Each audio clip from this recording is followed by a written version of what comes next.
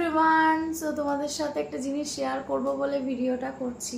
তো দেখো, আমার ঝুলিতে এখনো জামা প্রচুর, তা জামার কপাল আছে আমার, তাই জামা আমার চলেই আসে। এবার নতুন নতুন সব সময় নতুন নতুন আমার থাকেই ঝুলিতে, সে নিজে কিনি বা গিফট পাই।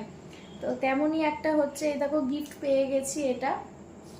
এটা হচ্ছে আমার এক আন্টি দিয়েছে, ঘুরতে গেছিলো সেখান থেকে এনেছে। মানে আমি এরকম ধরনের পরতে খুব ভালোবাসি, আমাকে আগেও একটা এরকম ধরনের দিয়েছে, কিন্তু সেটা গ্রাউন্ড ছিল, আর এটা হচ্ছে একটা টপ।